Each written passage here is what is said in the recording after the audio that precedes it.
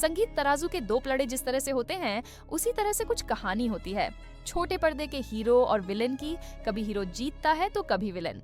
अब देखिए, परी और राजीव दोनों अभी के लिए बैकफुट पर आ गए हैं, क्योंकि नीति और पृथ्वी की चाल में ये दोनों बुरी तरह फंस चुके हैं। मगर शेर जब 2 कदम पीछे जाता है तो इसका मतलब ये नहीं कि वो हार गया, बल्कि यह उसकी अगली चाल होती है छलांग लगाने की।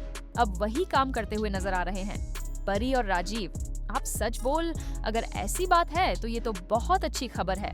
This is great new. तो ये मत सोचना क्योंकि तुमने उसे ये कह दिया कि तुमने पार्वती से रिश्ता तोड़ दिया है, वो तुम्हारी बात मान जाएगा। वो तुम्हारी इस बात को वेरीफाई करने की कोशिश अपने सोर्सेस के थ्रू, अपने लोगों के थ्रू, कि क्या तुम सच बोल रहे हो या तुम झूठ बोल रहे हो। इसलिए ऑलवेज बी केयरफुल।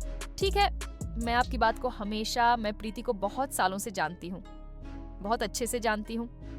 परी को हाल ही में लगा था कि राजीव उससे प्यार नहीं करता, पर आज वो अंबिका के सामने यह कबूल करती है कि वो राजीव के बिना नहीं रह सकती। अंबिका को लगता है कि कुछ इसी तरह पृथ्वी भी उसकी बेटी से कहा करता था, मगर क्या हुआ, अंत में उसे धोखा ही मिला। वैसे अंबिका राजीव को समझाती है कि पृथ्वी को अगली चाल के बारे में बिल्कुल भी नहीं पता चलना चाहिए, क्योंकि अगर उसने पृथ्वी को बता दिया कि राजीव ने परी को छोड़ दिया है तो वह वेरीफाइड करने की कोशिश करेगा।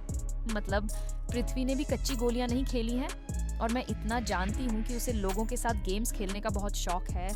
वो तुम्हारे दिल को, तुम्हारे दिमाग को कंट्रोल करने की कोशिश करेगा। जैसे अगर तुमने उसे ये कह दिया कि तुमने पार्वती से रिश्ता कर दिया, तो वो इसी चीज को लेकर तुम्हारे साथ गेम खेलेगा कि तुम जाकर पार्वती को टॉर्चर करो, उसे परेशान करो।